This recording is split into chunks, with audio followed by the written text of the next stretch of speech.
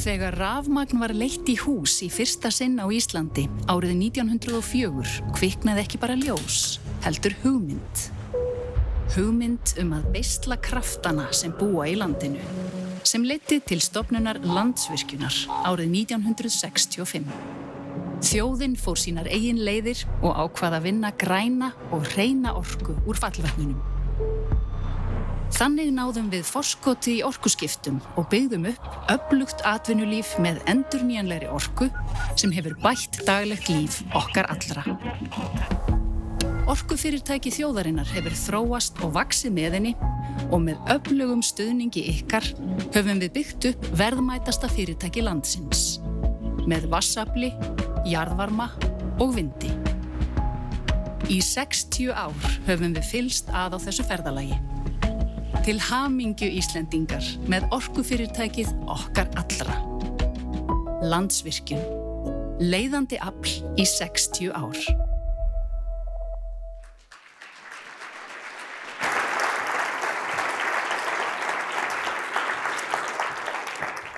Komið sæl og veriði hjartalega velkomin á haustfund Landsvirkjunar 2025.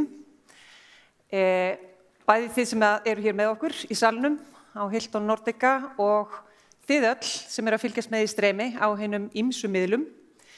Vegna þess að við erum svona mörg, þá verðum við aðeins að fara yfir öryggisatriði.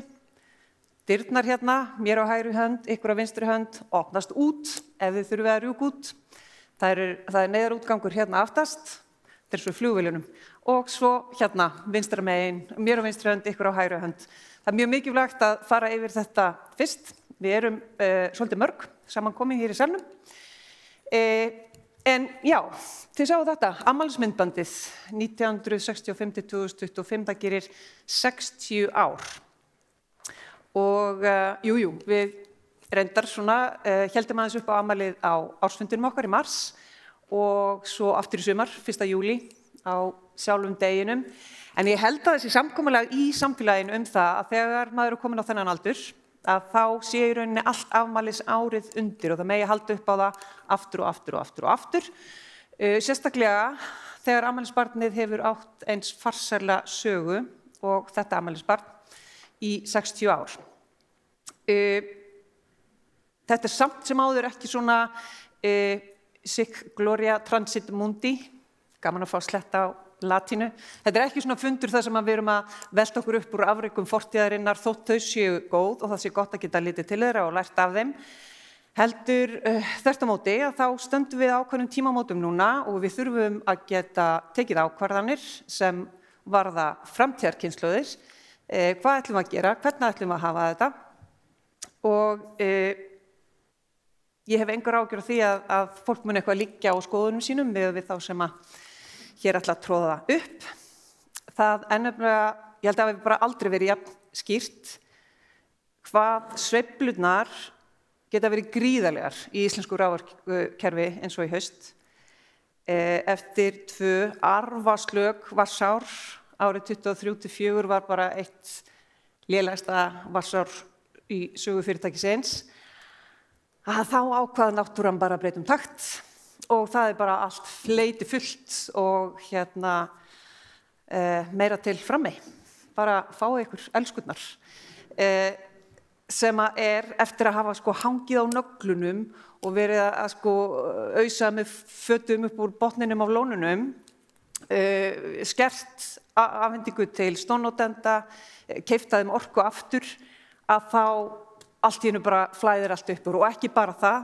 Síðan restastöðum hjá PCC á Bakka. Þið þekkið öll þessa sögu núna undanfarið, það bilun hjá Norðuráli. Elkem hefur gefið það út vegna markaðsaðstæðna, þá kunni að vera það þurfa að draga úr framleiðslu þar, bæði á Íslandi og í Noregi. Þetta í rauninni alveg ótrúlegt hvað hlutirnir geta snúist við á einu ári. Og til að setja þetta í samhengi, að þá almenni markaðurinn, 99,9% allra raforkunotenda á Íslandi, þeir nota svona það byrja 4 teravattstundir á ári. Sveiflan á þessu ári eins og allur almenni markaðurinn og reyndar rúmlega það. Á einu ári. Það alveg áhugavert að hafa það í huga. En ef það einhver kostur við þetta, ef við reynum að hugsa jákvætt, ef það einhver kostur við þessa gluttuðu stöðu, auðvitað frábært að lónin séu full, en það ekki gott að framleiðslan minnki. En kosturinn kannski sá að þá höfum við ráðrúm, við höfum svigrúm til þess að ræða það sem við ætlum að ræða hérna í dag. Hvernig viljum við hafa hlutin án þess að vera í einhver krísu ástandi? Hver á að fá orkuna, í hvaða röð, hvernig viljum við nota hana, hvernig á raforkumarkaður að þróast? Við getum rætt þetta svona á rólegu nótunum án þess að vera á barmi einhverja vandræða. Það kannski kosturum við stöðuna eins og hún akkurat núna. Þetta verður snarpur fundur, við ætlum að ræða þetta með góðu fólki, við ætlum að reyna að halda okkur við 90 mínútur, svo þegar fundinu lýkur og þá náttúrulega endilega haldið þið samtalinu áfram hérna frammi, við höfum salin áfram hérna frammi, getur fengið ykkur síðasta kaffibolla dagsins og rætt málina aðeins áfram. Þannig að við ætlum að, þetta eru 2 erindi, þið þekkið dagskrána, 2 erindi ávarp ráðherra þar á milli og svo verða líflegar pallborðsumræður ef ég þekki þáttakendurna þar rétt. Þannig að við ætlum að bara byrja á fyrsta erindinu. Jón Helgason orti í Kaupmannahöfn 1927, eitt fegursta ástarljóð á íslenska tungu sem byrjar svona: lestin brunar hraðar, hraðar, húmið ljósrák sker, bráðum þú einhvers staðar óralangt frá mér. Og þið spyrjið af hverju hún að fara með ljóð. Þetta ekki ljóðaslam eða upplýstarkeppni sem var reynda skemmtilegt fyrst á haustfund Landsvirkjunar. Heldur þetta heiti erindis Hauks Ásbergs Hilmarssonar sem sérfræðingur hjá okkur í Landsvirkjun hjá viðskiptastýringu. Og það alveg ástæða fyrir því af hverju erindið heitir það. Velkomin Haukur.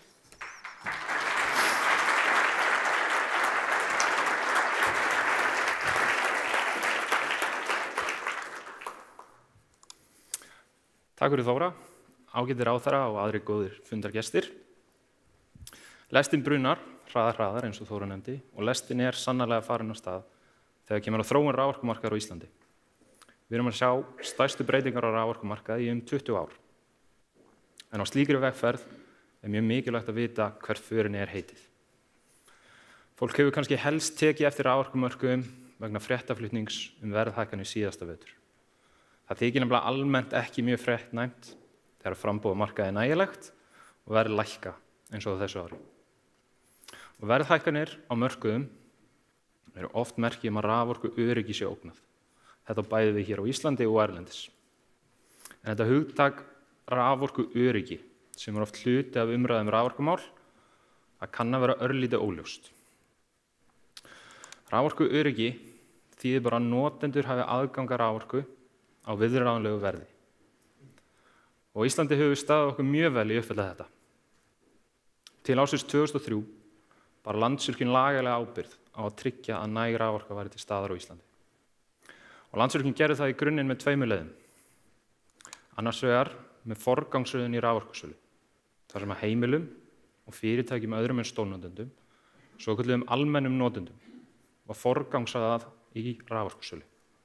Og ekki voru að gera nýjar skuldbindingar við stórnotendur ef það gæti komið niður á afhendingu til almennra notenda. Hins vegar með því að skerða afhendingu til stórnotenda með þar til gerða samninga ef veðurfar og innrennsli var einstaklega óhagstætt. Með breytingu á lögum 2003 var þessi lagalega skylda Landsvirkjunar afnumin. En eðli kerfisins breyttist ekki við það að breyta lögum. Og raforkuöryggi hefur áfram verið tryggt með sama hætti. Þráttur að Landsvirkjun hafi ekki borið lagalega skyldu til þess, hefur fyrirtæki forgangsraða almennum notendum fram yfir aðra. Og ábyrgðarmenn annarra raforkuframleiðenda hafa talað með sama hætti, mikilvægi þess að tryggja framboð fyrir almenna notendur.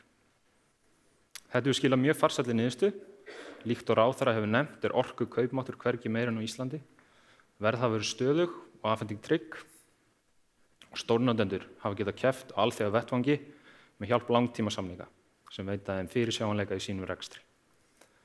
Og forsenda þess að við höfum getað tryggt raforkuöryggi með þessum hætti á Íslandi að íslenski raforkumarkaðurinn tvískiptur.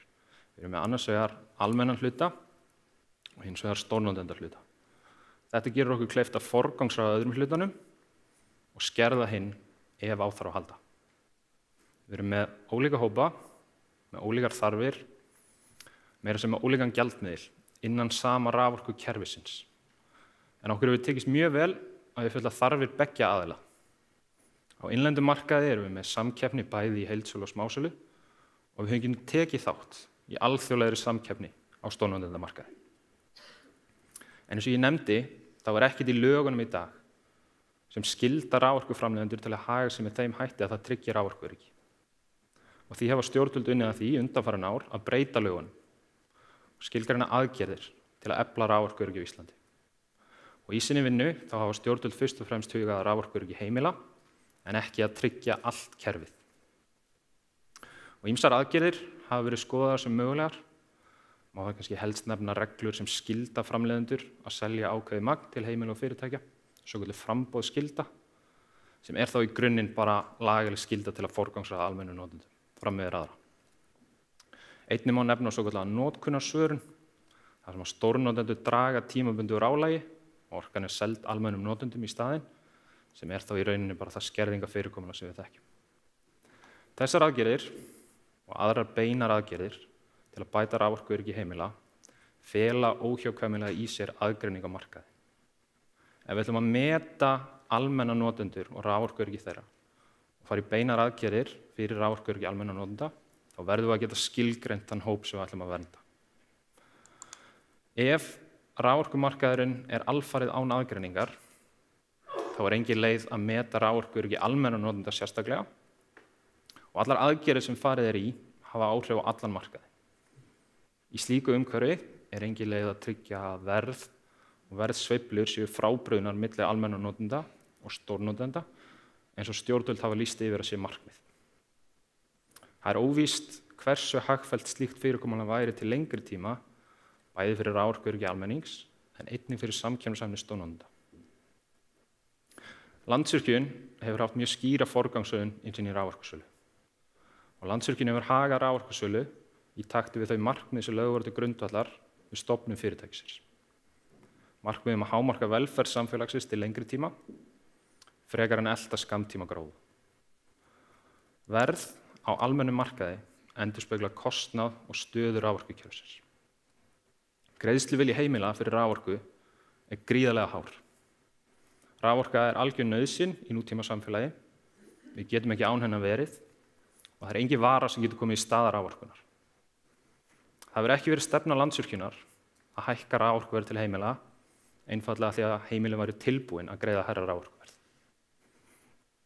Á stórnotendamarkaði erum við í alþjóðlegri samkeppni og ef við getum ekki boðið samkeppnishæf kjör, þá fara stórnotendur annað. Greiðslugeta þeirra er takmörkuð, en markmið Landsvirkjunar hefur verið að hámarka raforkuverð, að teknu tilliti til greiðslugetu stórnotenda og að teknu tilliti til stöðu Íslands í alþjóðasamkeppni. Þannig tryggjum við verðmætasköpun til lengri tíma ásamt því að hámarka nýtingu auðlinda. Og stóra spurningin sem við stöndum fram fyrir núna er þetta mögulegt áfram miðað við þróun á raforkumarkaði. Er Landsvirkjun heimilt að selja heimilum raforku ef verkefni í rafmyntagrefti er tilbúið að borga hærra verð fyrir orkuna? Má Landsvirkjun halda frá vatni í sínum lónum til að selja heimilum orkuna síðar í vetur ef annar aðili óskar eftir að fá að kaupa orkuna í dag? Verður raforkumarkaður framtíðarinnar þannig að áfram á forgangsraða almennum notendum eða munu almennir notendur og stórnotendur keppa um raforkuna? Því lestin er farin af stað. Raforkumarkaðurinn er að þróast og íslenski raforkumarkaðurinn þarf að þróast, samhliða tækniframförum og þróun samfélagsins. Við viljum raforkumarkað sem styður virka notendur, sem selja orku aftur inn á kerfið. Við viljum raforkumarkað sem styður sveigjanlega raforkuframleiðslu og rafhlöðutækni. Vandamálin verða ef lög og reglur fylgja ekki þróun raforkumarkaðar og við vitum ekki hvert förin er heitið. Og stóru spurningunum er enn ósvarað. Fyrir hvern er raforkumarkaður og hver tekur þátt á raforkumarkaði og á hvaða forsendum? Af því að Landsvirkjun er 60 ára í ár, þá er mjög forvitnilegt að líta tilbaka á hvernig fólk horfði á þróun raforkukerfisins við stofnun Landsvirkjunar. Það voru ekki allir sammála allar ákvarðanir sem voru teknar En það var samt almenn pólitísk og samfélagsleg sátt hvernig raforkukerfi við vildum byggja upp. Þetta kemur skýrt fram bæði bara í fréttaflutningi á þeim tíma, umræðum á Alþingi, ævisögu Jóhannesar Nordal, fyrsta stjórnarformanns Landsvirkjunar, líka bara í lögum Landsvirkjun. Í dag ekki hægt að segja það sama þróun raforkumarkaðar. Eftirlitsaðilar og mikilvægar stofnanir raforkukerfisins tala á einn veg, á meðan að markmið, vinna og yfirlýsingar stjórnvalda á allt annan veg. Sum segja að hér eigi að vera einn raforkumarkaður, þar sem allir keppa, önnur segja að áfram eigi að vera tvískiptur markaður og að heimilin eigi að vera í forgangi. Hingað til hefur raforkumarkaðurinn verið tvískiptur. Niðurstaðan hefur verið mjög farsæl. Við teljum rétt að þróa raforkumarkaðinn áfram á þeim grunni. En mikilvægast þó að stjórnvöld tali skýrt og tryggi að stofnanir samfélagsins vinni í samræmi við stefnu stjórnvalda eða þá að stjórnvöld breyti sinni stefnu og fylgi stofnunum. Ef sú framþróun sem stjórnvöld vilja að hér sé einn markaður án aðgreiningar, þá mikilvægt að það sé öllum ljóst, svo að markaðsaðilar geti unnið í átt að þeirri framtíðarsýn. Það líka mikilvægt að öllum sé ljóst. Á slíkum markaði raforkuöryggi almennra notenda einungis tryggt ef þeir borga hæsta verðið alltaf. Og ef þeir bjóða ekki hæsta verðið, þá fá þeir ekki orkuna. Það felur óhjákvæmilega í sér verðsveiflur og samkeppni við stofnendur og mögulegt að stjórnvöld þurfi þá að huga niðurgreiðslukerfi að evrópskri fyrirmynd samhliða þróun raforkumarkaðar í þá átt. Því margar þjóðir í kringum okkur hafa kosið að fara þá leið. Það þýðir ekki að þær þjóðir séu sáttar með niðurstöðu raforkumarkaðar. Í raun þvert á móti, við sjáum umtalsverðar aðgerðir til að reyna að laga niðurstöðu raforkumarkaðar eftir á. Við þurfum ekki að leita lengra en bara til Noregs. Þar sem raforkumarkaði hefur mistekist að uppfylla raforkuöryggi. Notendur hafa ekki haft aðgang að raforku á viðráðanlegu verði. Þá verður raforkumarkaðurinn að fréttaefni, hann verður á pólitísku viðfangsefni og hann verður á kosningamáli. Svo í dag eru Norðmenn byrjaðir að niðurgreiða raforkuverð til heimila. Og þessar niðurgreiðslur á raforkuverði til heimila, það bætast við niðurgreiðslur á raforkuverði til iðnaðar sem voru þegar til staðar. Svo í dag norska ríkið að niðurgreiða 2/3 af allri raforkunotkun í Noregi. Ásamt því að niðurgreiða nýja raforkuframleiðslu, eins og við sjáum í mörgum öðrum ríkjum í Evrópu. Við sjáum sambærilega umræðu fara af stað í Frakklandi núna raforkuverð heimila og við höfum séð umtalsverðar aðgerðir Evrópusambandsins. Bæði að niðurgreiða raforkuframleiðslu, niðurgreiða raforkuverð til iðnaðar, jafnvel bara setja á tolla til að vernda iðnað í sambandinu sem býr við hátt raforkuverð. Allt að því að raforkumarkaði hefur mistekist að skila samfélagslega ásættanlegri niðurstöðu. Þá þurfa stjórnmálamenn að reyna að lagfæra niðurstöðuna eftir á. Við höfum forðast þetta hingað til á Íslandi og við getum forðast þetta áfram ef við viljum. Við þurfum að vera meðvituð hvernig kerfið okkar virkar þegar við ákveðum hvernig raforkumarkaðurinn skal þróast héðan í frá. Við erum einangrað kerfi með endurnýjanlega framleiðslu sem breytileg milli ára, eins og Þóra nefndi. Stórnotendur eru stærri hluti af raforkukerfinu hér en víða annars staðar. Allt þetta þýðir að við þurfum að haga okkur á annan hátt en margar þjóðir sem við berum okkur saman við. Við þurfum að tryggja raforkumarkaðurinn, styðji við okkar markmið, tryggi raforkuöryggi almennings og viðhaldi samkeppnishæfni stórnotenda. Sama hvað, þá þurfa stjórnvöld að taka ákvörðun. Því lestin mun halda áfram, lögin og reglurnar þurfa að fylgja með og við verðum að vita hvert við ætlum að stefna. Eins og Þóra nefndi, þá erum við með smá svigrúm til að taka ákvarðanir núna. Það slaki í raforkukerfinu, en áskorunirnar munu koma aftur. Náttúran verður ekki jafn hliðhollu í ár, og eftirspurnin mun verða meira en í ár. Þá þurfum við að vera með lög og reglur sem eru í lagi og raforkumarkað sem virkar.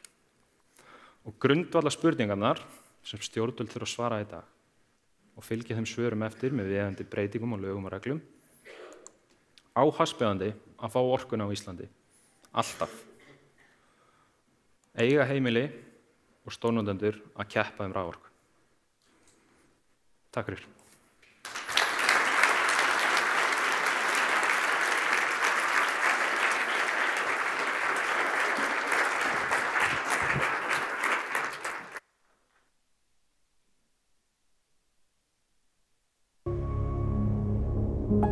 Þjórsár og Tungnaársvæðið stærsta orkuvinnslusvæði Landsvirkjunar og Hvammsvirkjun verður 8. virkjunin sem nýtir þetta vatnasvæði. Upptök ánna eru í Hofsjökli og Vatnajökli en þaðan rennur vatnið úr 600 metra hæð og losar gríðarmikla orku á leið sinni til sjávar. Með því virkja ána hér, neðar en þær vatnsaflsstöðvar sem ofar í vatnasviðinu eru, þá tekst okkur að nýta betur þessa orkuauðlind sem okkur hefur verið trúað fyrir með því að nýta sömu vatnsdrópana aftur og aftur. Hvammsvirkjun nýtir fall Þjórsár neðan Búrfellsvirkjunar frá svokölluðu Yrjaskeri og niður fyrir Ölmóðsey og hefur þannig áhrif á rennsli Þjórsár á 10 kílómetra kafla. Þessi virkjun svokölluð rennslisvirkjun. Hún mun því ekki þurfa hefðbundið stórt miðlunarlón, heldur minna lón, svokallað inntakslón. Inntakslónið nauðsynlegt til þess að við getum nýtt fall árinnar. Lón og miðlanir ofar í vatnasviðinu jafna rennslið inn í okkar lón og þess vegna vatnsborið þar nokkurn veginn stöðugt. Með þessu móti getum við keyrt Hvammsvirkjun nokkurn veginn á fullum afköstum allan ársins hring. Hagalón verður 4 ferkílómetrar og mest áberandi breytingin sem fylgir virkjuninni. Þá verður Þjórsárdalsvegur færður á 7 kílómetra kafla. Svæðið í kringum þessa fallegu aflstöð verður gert aðgengilegt fyrir almenning með gönguleiðum og það verður líka hægt að koma hjólandi og hestum yfir stífluna, en ekki á bíl. En Þjórsá verður líka brúið neðar við Búðafoss. Sú vega- og brúargerð styttir vegalengdir 20 kílómetra milli efstu byggða sveitarfélagana við ána. Hvammsvirkjun tengist beint inn á flutningskerfi Landsnets, þannig að við þurfum ekki að fjölga háspennumöstum á svæðinu. Við þurfum hins vegar að færa 4 þeirra og auki hækka 2 önnur. Við hönnun virkjunarinnar var tekið tillit til laxastofnsins í ánni. Lífríki árinnar hefur verið rannsakað áratugum saman og í Hvammsvirkjun verða kaplanvélar þær fiskvænustu sem völ á. Þar verður líka fiskistigi og seiðafleita og þannig getur fiskur komist upp ána og seiði komist niður ána á leið sinni til sjávar. Seiðafleitan var hönnuð í samræmi við niðurstöður umfangsmikilla straumfræðirannsókna sem Háskóli Íslands, Háskólinn í Reykjavík, Hafrannsóknastofnun, Verkís og Kófi framkvæmdu fyrir Landsvirkjun. En það oft spurt að því í hvað orkan að fara. Svarið ekki alveg eins einfalt og hér áður fyrir þegar bygging virkjana hélst í hendur við uppbyggingu stórnotenda. Okkur við fjölgaðum 70.000 manns á síðasta áratug eða 20%. Við þurfum því meiri endurnýjanlega orku til framtíðar til að styðja við fjölbreytt atvinnutækifæri, nýsköpun, orkuskipti og almenna vöxt í samfélaginu.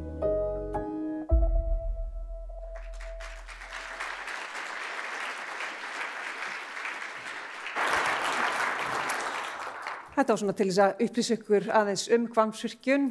Það eru margir sem spyrja en hver staðan akkurat núna? Við erum með leyfi fyrir undirbúningsframkvæmdum sem eru í fullum gangi og endanlegt virkjunarleyfi.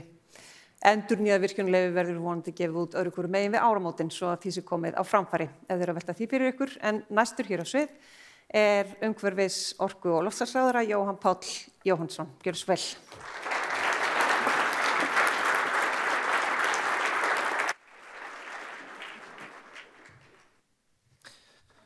Kæru gestir, við erum saman komin hér í dag til þess að ræða raforkumarkaðinn og umgjörðina hann og hvernig við getum notað raforkukerfið okkar til þess að styðja við kraftmikla verðmætasköpun en líka hvernig við getum tryggt heimilum og fyrirtækjum verðstöðugleika og fyrirsjáanleika þegar kemur að raforku. Og við njótum þeirra forréttinda, íslensk heimili, að búa við einhvern mesta raforku kaupmátt sem þekkist á byggðu bóli. Meira en 2-faldan raforku kaupmátt á við það sem tíðkast til dæmis í Evrópusambandinu. Þetta einstök staða og þetta gerist ekkert af sjálfu sér. Og hér í erindi Hauks áðan var ýmsum grundvallar spurningum varpað upp og ég ætla að víkja að nokkrum þeirra hérna á eftir og hlakka til að ræða þessa spurningar líka í pallborðinu hér í dag. En mér langar kannski aðeins áður en lengra haldið að tala stóriðju. Ég held núna þegar stóriðjan að ganga í gegnum ákveðnar hremmingar og verða fyrir ytri áföllum að sé við hæfi að við stöldrum aðeins við og veltum fyrir okkur þætti stóriðjunar í kerfinu sem við höfum byggt hérna upp. Árið 1965 stóð ríkisstjórn Alþýðuflokks og Sjálfstæðisflokks, viðreisnarstjórnin svokallaða, á tímamótum í efnahags- og atvinnumálum. Það þá sem lagður var grunnur að stóriðju stefnunni. Þetta var heillaskref, þetta var góð stefna fyrir Ísland og við getum verið þakklátt þeim sem ýttu stóriðju byltingunni úr vör, þeim sem stofnuðu Landsvirkjun fyrir 60 árum til þess að virkja orkun okkar, þeim sem löðuðu hingað erlent fjármagn og fyrirtæki, stóra og örugga langtíma kaupendur að orku frá nýjum stórvirkjunum sem var algjör forsenda þess að þessar virkjanir risu yfir höfuð. Á þessum tíma var Ísland lítið, tekjulágt, dreifbýlt ríki, raforkukerfið hérna var brotakent. Það þurfti kjark til þess að segja við ætlum að virkja og við ætlum að virkja stórt og við ætlum að gera það þannig að arðurinn renni til þjóðarinnar. Svona var Landsvirkjun til, fyrirtæki í okkar eigu stofnað með skýr félagsleg markmið að nýta orkuna í almanna þágu. Það sem hefur stundum gleymst í umræðunni að uppbygging stóriðju á Íslandi og uppbygging raforkukerfisins, þetta ekki einhverjar tvær aðskildar sögur, þetta ein og sama sagan og þetta saga samlegð. Búrfellsvirkjun var reist til þess að knýja álverið í Straumsvík, vaxandi eftirspurn frá því og svo tilkoma járnblendi framleiðslu á Grundartanga.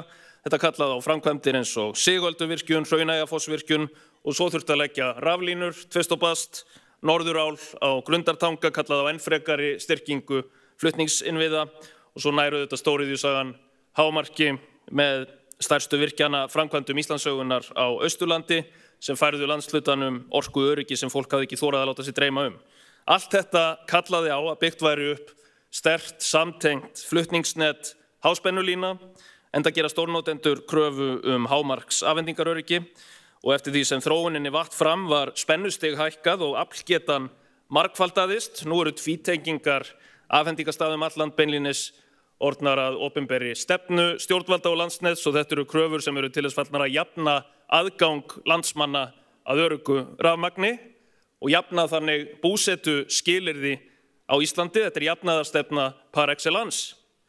Krafan örugga orku til stóriðju hefur verið lykillinn að stórkostlegri uppbyggingu raforku framleiðslu allt land og líka lykillinn að því að skapa hringtengt flutningskerfi á Íslandi. Þetta samhengi hlutanna og við skulum hafa þetta samhengi í huga þegar talað stóriðjuna eins og einhverja orkusugu sem sé til óþurftar að ræna einhvern veginn orku frá heimilunum. Það einmitt stóriðjan sem hefur gert fjármögnun og uppbyggingu þessa sterka raforkukerfis eins og við þekkjum það mögulega. Hún hefur verið lykil þáttur í að tryggja þennan raforku kaupmátt, þennan gríðarlega raforku kaupmátt almennings sem ég talaði hérna Hver einasta framkvæmd vegna stórnotenda, hver einasta virkjun, hver einasta lína hefur verið hluti af stærra verkefni að gera Ísland að einhverju örugasta, stöðugasta og hreinasta raforku samfélagi heims. Við skulum vera stolt af þessari sögu, en nú ætla ég að hætta að lofsyngja stóriðjuna áður en þetta verður skrítið. Mér fannst þetta bara viðeigandi í ljósi stöðunar og í ljósi umræðunar í samfélaginu og mér finnst mikilvægt að það komi fram mjög afgerandi skilaboð frá umhverfis-, orku- og loftslagsráðherra stuðning við stóriðju á Íslandi. Yfirskrift þessa fundar í hvað á orkan að fara. Þetta spurning sem ég heyri rosalega oft. Ég heyri hana oftast frá einhverjum sem vilja helst sem allra minnst virkja og stundum velti ég fyrir mér á móti, hvað það eiginlega sem fólk hefur svona miklar áhyggjur af því að orkan kynni að fara í? Hvaða atvinnugreinar eru það sem fólk vill alls ekki að fái orku? Þetta svona kannski það fyrsta sem kemur upp í hugan þegar þessari spurningu varpað fram, vegna þess að ég held að almennt sé orku ráðstafað með svona frekar skynsamlegum hætti á Íslandi. Það sem orkufyrirtækin hljóta huga að fá gott verð fyrir orkuna, og þar hefur nú Landsvirkjun aldeilis bylt sinni starfsemi með hertum kröfum hæsta verð fyrir orkuna, sérstaklega frá því svona eftir hrun. En það sem orkufyrirtækin huga þetta líka að dreifa áhættunni og vera ekki að setja öll eggin í sömu körfuna, og svo þetta þegar svona áföll dynja yfir þá kemur líka í ljós hvað það getur verið góð viðskiptaákvörðun að forgangsraða orku til almennings. Almenningur og almenni markaðurinn einhver öruggasti kaupandi líka. Svo það stjórnvalda að marka atvinnustefnu, að gefa skýr skilaboð það hvers konar atvinnulífi við viljum helst ýta undir á Íslandi.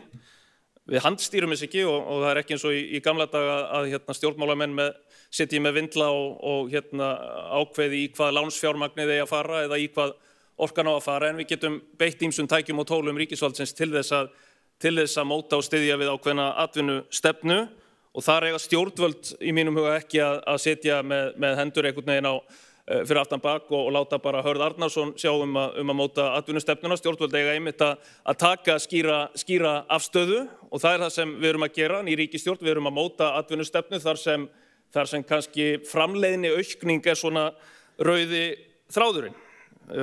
Og þar leggjum við upp með að vöxtur í hagkerfinu á næstu árum eigi sér að verulegu leyti stað í atvinnugreinum með háa framleiðni, og að við ýtum undir aukna framleiðni í þeim atvinnugreinum sem eru ekki með háa framleiðni í dag. En það sem við hljótum að vilja gera að skapa góð og vel launuð störf. Við hljótum að vilja afla útflutningstekna og selja hávirðis vörur og þjónustu, af því þetta algjör lykill að því að við getum rekið sterkt velferðarþjóðfélag til framtíðar. Og það augljóst í mínum huga að margt af því sem við hljótum að vilja ýta undir kallar á stór aukna orkuframleiðslu, hvort sem við erum að tala landeldi, einhverja aðra matvæla framleiðslu eða matvæla stóriðju, rafeldsneytisframleiðslu, gagnavers iðnað, gervigreindar iðnað, og þess vegna skiptir líka mjög miklu máli að stjórnvöld tali skýrt og setji sér trúverðug markmið aukna raforku framleiðslu, og þá þarf líka rammaáætlun að taka mið af þeirri stefnu, og þetta einmitt ég var einmitt að koma með inn í þingið frumvarp sem lýtur að nákvæmlega þessu, að stjórnvöld setji sér töluleg markmið orkuframleiðslu til 10-20 ára og að rammaáætlun taki mið af þeim markmiðum. Að sama skapi skiptir máli að það sé mörkuð skýr eigendastefna fyrir opinber fyrirtæki eins og Landsvirkjun, og að eigendastefna ríkisins tali saman eða sé ágætu samræmi við atvinnustefnuna og svo raforkuframleiðslustefnuna. Og þá kannski víkjum við aðeins að stóru spurningunum sem var hér veltu upp og við ræðum svo í pallborðinu. Það á að vera fullkomlega skýrt, og það kemur skýrt fram í stefnuyfirlýsingu ríkisstjórnar, Samfylkingar, Viðreisnar og Flokks fólksins, að á kjörtímabilinu verður ráðist í lagabreitingar til þess að tryggja forgang heimila og almennra notenda raforku. Þetta mál sem ég hef sett á oddinn síðan ég kom inn í ráðuneyti. Við byrjuðum á því að klára loksins löggjöf að heimili og mikilvægir samfélagsinnviðir njóti forgangs þegar allt komið í skrúfuna, þegar það ríkir raunverulegur raforku skortur og þegar það þarf að grípa til skömmtunar, að þá séu ákveðnar meginreglur forgang heimila og mikilvægra samfélagsinnviða bundin í lög. Og við afgreiðslu þessa frumvarps þá sendum við líka skýr skilaboð með því að lögfesta að viðráðanlegt verð sé hluti af skilgreiningunni á raforku öryggi. Núna erum við að fylgja þessum lagabreitingum eftir í samstarfi við Landsnet og Raforkueftirlitið með setningu orkuöryggis viðmiða og með því að smíða hermilíkan til þess að nota við stýringu og ákvarðanatöku. Þetta skiptir máli vegna þess að Landsnet spáir því að það séu meiri líkur en minni á eiginlegum raforkuskorti á næstu árum.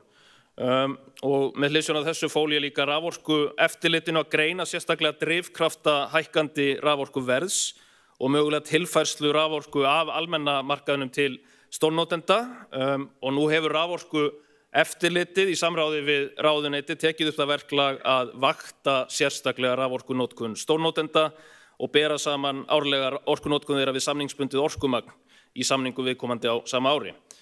En framundan eru stærri lagabreytingar sem miða að því að tryggja forgang almennra notenda að raforku í samræmi við stjórnarsáttmála og þá ég að tala breytingar sem ætlað að girða fyrir það sem var talað hérna í erindinu áðan, að heimili séu beinlínis látin keppa við og geti orðið undir í samkeppni við stórnotendur orku. Og hér þurfum við að vanda til verka. Þetta tekur tíma. Þetta ekki eitthvað sem maður hristir fram úr erminni, því við verðum að gera þetta vel. Og það kemur ekki til greina að koma inn í þingið með frumvarp sem bara hleypir öllu upp í háa loft. Við verðum að ná sáttum þetta, við verðum að vera búin að útfæra mismunandi leiðir og koma inn með breytingar sem við getum staðið með og sem verða raunverulega að veruleika á fyrri hluta þessa kjörtímabils. Og við höfum tíma núna þegar það slaki í raforkukerfinu og það sem meira það í raun búið að tryggja meira og minna orku inn á almenna markaðinn út árið 2026. Þannig að við höfum tíma til að gera þetta vel og við ætlum að nota þann tíma. Ég hlakka til umræðunar hér í dag. Eins og ég fór yfir þá eigum við mjög sterkt raforkukerfi, sérstakt raforkukerfi sem í raun ólíkt öllum öðrum raforkukerfum í heiminum og við verðum að vera gríðarlega meðvituð það þegar við erum að gera breytingar á lögum og regluverki orkumarkaðarins. Og þetta eru sameiginleg gæði sem verður ekki til af sjálfu sér og verður heldur ekki viðhaldið nema með virkum aðgerðum stjórnvalda og vökulu auga stjórnvalda og þá þurfum við að muna söguna, muna hvernig þetta gerðist allt saman og byggja á því sem hefur gefist best. Takk fyrir.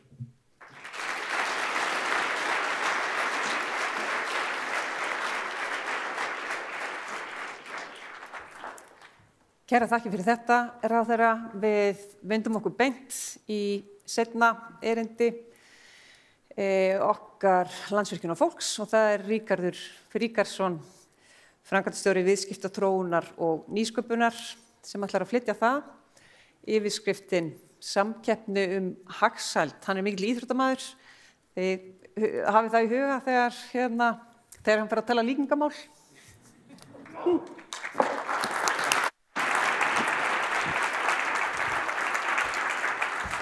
Takk Þóra, takk ráðherra.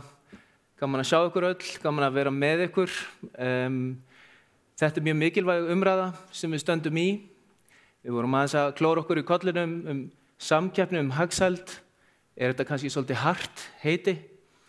Því að það okkur öllum hjartans mál að Ísland geti keppt á óvissu tímum hagsæld sem getur síðan staðið undir þeirri vegssæld sem við viljum sjálf og fyrir komandi kynslóðir.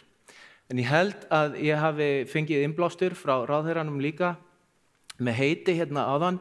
Við erum stundum að vandræðast með góð heiti fyrir það sem við erum að gera. Orku kræfur iðnaður, orku sækin iðnaður, orku sojin iðnaður. Við getum þurft að endurskoða hugtakanotkun en hérna tölum við gjarnan orku sækin iðnað og ég ætla að fjalla aðeins þann hlut mála. Við ætlum að horfa aðeins öxl, líta yfir farin veg í þeim málum. Við ætlum að horfa aðeins á hvaða árangur náðist í alþjóðlegri samkeppni hagsæld sem stendur undir velferð samfélagsins. Við ætlum að horfa á hvað þarf til að keppa alþjóðlega verðmætasköpun. Síðan ætlum við að horfa aðeins á tækifærin framundan og að lokum hvað þurfum við að gera næst. Hvað mikilvægt að við gerum í stöðunni eins og ráðherra kom inn á svo við getum öll sótt fram að krafti fram veginn. En þá aðeins að því sem gerðist fyrir rúmlega 60 árum.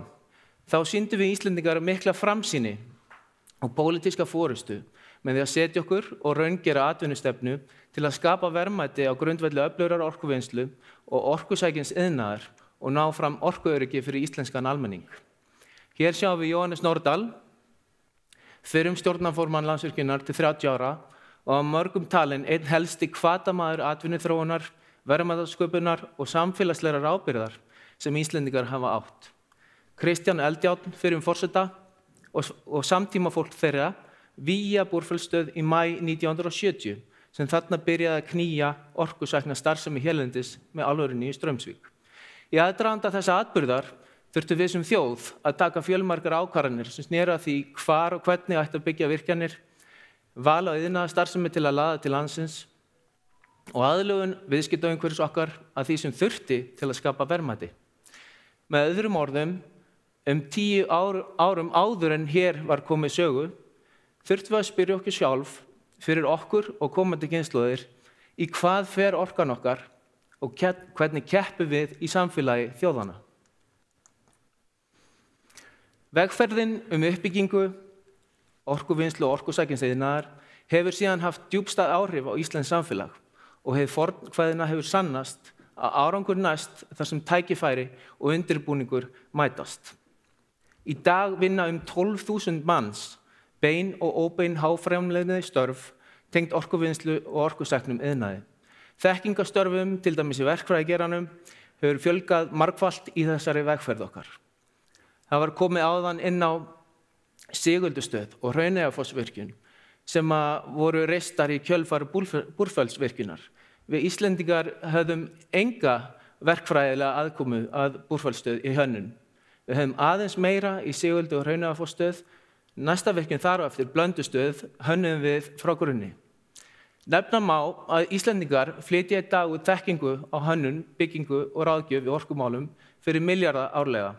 Orkutengt nýsköpunarstörf á Íslandi teljast í dag í hundruðum.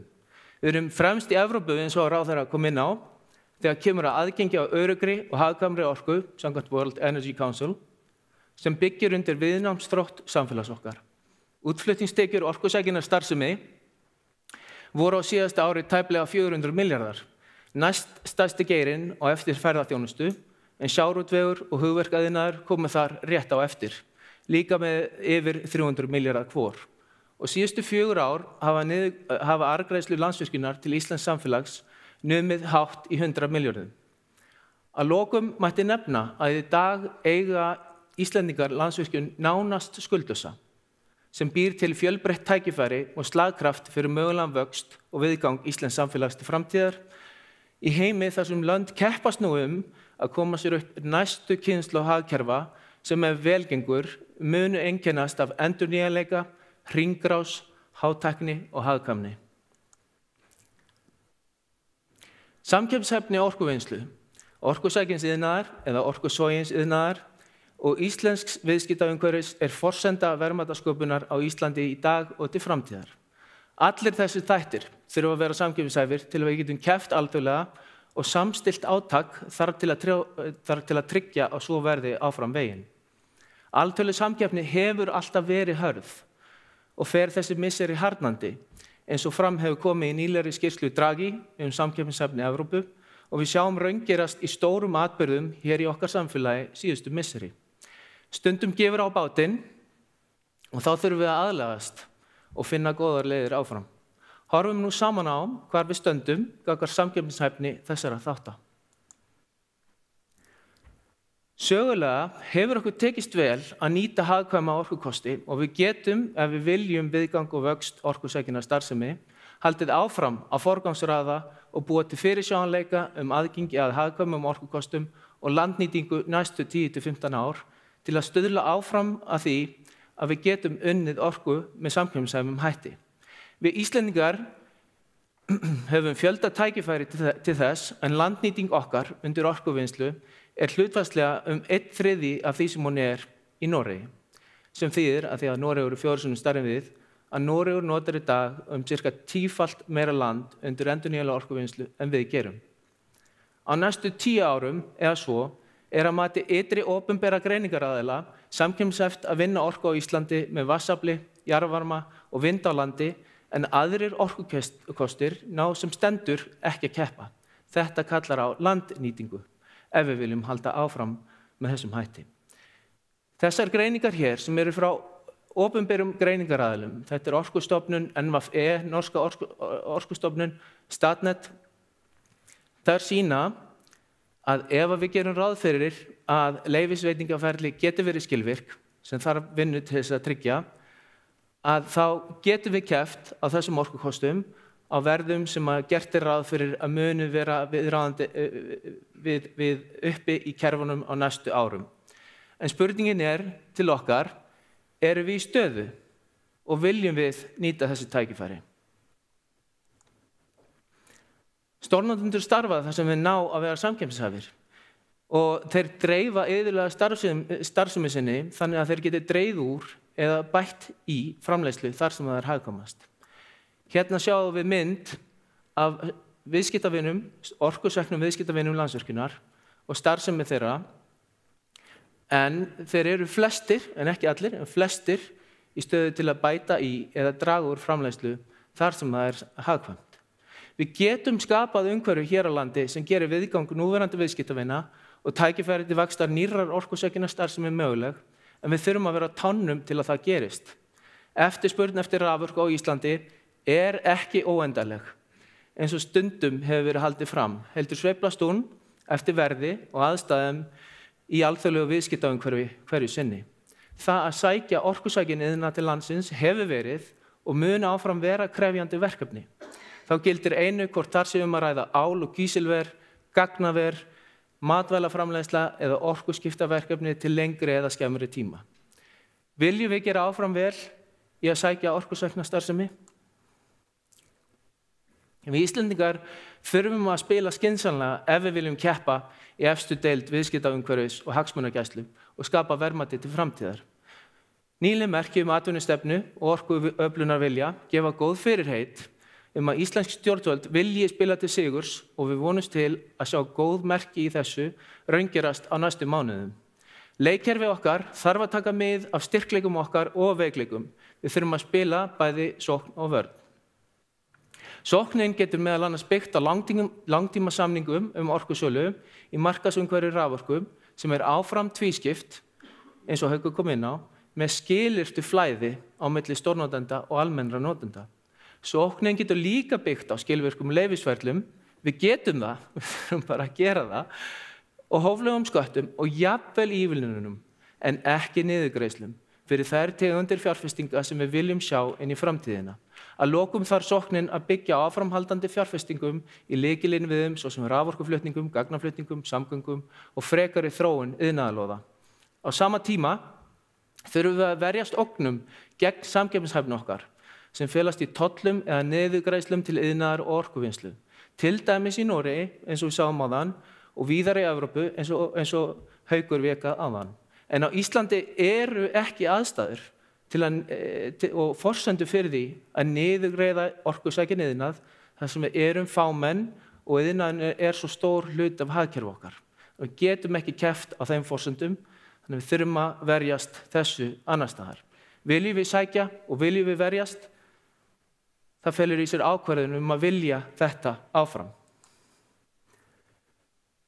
Samfélagslegi sáttmálinn tvískipt markaðsumhverfi raforku eitthvað sem við höfum fjallað mikið og á að vera hægt að byggja áfram í framtíð eins og við höfum gert hingað til. Sáttmálinn byggir á því að orkusækin iðnaður fær fyrirsjáanleika samkeppnishæfa raforku gegn skuldbindingum að halda úti starfsemi af ákveðnu tagi, ákveðnum stöðum og yfir ákveðin tíma.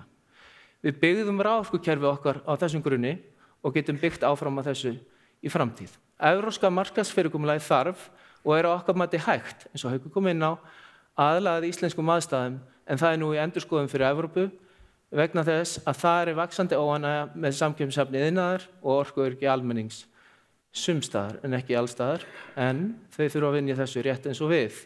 Íslenska leiðin hefur skapað mikil verðmæti á viðskiptalegum forsendum í gegnum tíðina og tryggt hagsmuni almennra notenda og við getum haldið áfram á þessari braut til að byggja undir tækifæri framtíðar. En hver eru þá þessi tækifæri? Áframhaldandi fjárfesting í endurnýjanlegri orkuvinnslu, flutningskerfi raforku, fjarskiptatengingum eins og við höfum gert, öðrum innviðum og viðskiptaumhverfi okkar getur gert okkur kleift að viðhalda og sækja áfram fjölbreytt tækifæri til verðmætasköpunar framtíðar og þannig byggja undir viðnámsþrótt og lífsgæði þjóðar okkar. Þar erum við meðal annars að tala orkuskiptaverkefni sem hægt að ráðast í núna án niðurgreiðslna. Að okkar mati, og við höfum sett skýra stefnu þetta á okkar heimasíðum, tíminn ekki kominn fyrir stór niðurgreidd rafeldsneytisverkefni nema hugsanlega að takmörkuðu leyti. Það ekki tíminn núna á okkar mati, en það gæti komið í framtíð. Við erum ennþá ekki búin að leysa hvernig við munum losa okkur við jarðefnaeldsneyti, en við viljum taka skref í þá átt og við þurfum að aðlaga okkar skref hverju sinni að því sem að gerast alþjóðlega.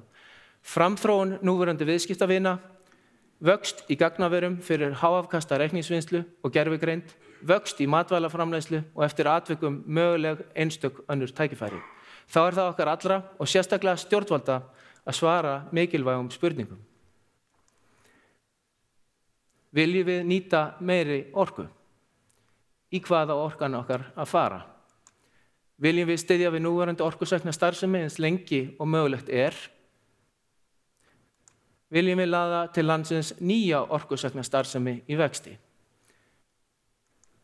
Viljum við ná fram fullum orkuskiptum og taka skref þar sem það mögulegt í bili án niðurgreiðslna? Og hvernig keppum við alþjóðlega í þessum efnum? Við þurfum skýra pólitíska forystu og okkur sýnist hún vera að koma og við bindum vonir við að fyrirhuguð atvinnustefna og stefna orkuöflun eyði óvissu þessi mál á komandi mánuðum og að þær verði raungerðar í kjölfarið með góðum verkum. Þannig getum við öll sett kraft í að sækja hagsæld og lífsgæði fyrir okkur og komandi kynslóðir. Takk fyrir.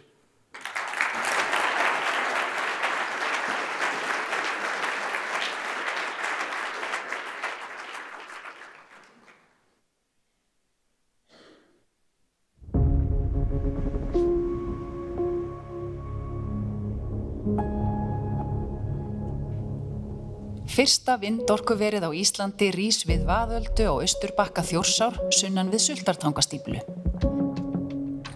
Hér verða reistar 28 vindmyllur og uppsett afl virkjunarinnar 120 megavött. Við Vaðöldu blása vindar flesta daga ársins og vindorkan alveg sérstaklega góður mótleikari með vatnsaflinu. Á veturna, þegar að blæs hvað mest, þá hægt að spara vatni í lónunum og svo aftur á sumrin, þegar að lægir, að þá safnast upp vatnið frá jökulánum í lónin. Vindstyrkurinn þarf að vera að minnstakosti 4 til 5 metrar á sekúndu til að knýja spaðana á vindmyllunum, en þær slökkva hins vegar á sér ef styrkurinn fer yfir 25 metra. Við höfum rannsakað veðurfar á svæðinu í yfir 20 ár og það hefur sýnt sig að hér mjög hagkvæmt að reka vindorkuver. Tilraunavindmyllurnar á hafinu hafa staðfest það. Staðsetning vindlundarins var meðal annars valin til að lágmarka áhrif á farleiðir fugla. Rannsóknir benda til þess að áhrif á fuglalíf verði óveruleg og að vindorkuverið hafi ekki teljandi áhrif á fuglastofna á svæðinu. Þó alltaf hætta á að fuglar fljúga á vindmyllur í rekstri. Myllurnar verða fluttar til landsins í mörgum hlutum sem verða ferjaðir frá Þorlákshöfn landveg að Vaðöldu á sérstökum vögnum. Flutningarnir verða í tvennulagi 2026 og 2027.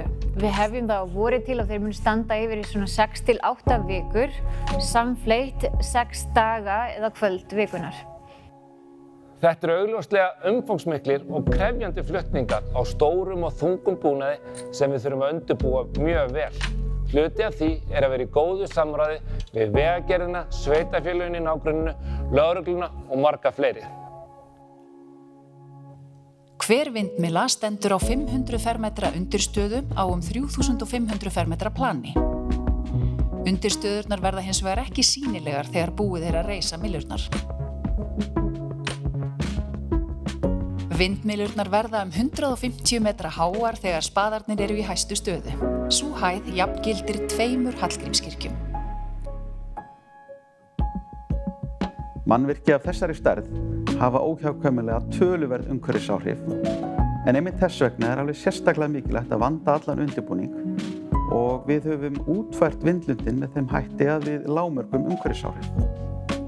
Vaðölduver fyrsta vindorkuver landsins og því alveg sérstaklega mikilvægt að vel takist til við framkvæmdina. Spaðar fyrstu vindmyllanna fara að snúast sumarið 2026 en Vaðölduver verður fullbyggt árið 2027. Við finnum fyrir ábyrgð okkar í því að mæta þessari auknu eftirspurn eftir nýrri grænni orku fyrir orkuskiptin, fjölbreytt atvinnutækifæri og verðmætasköpun fyrir okkur öll.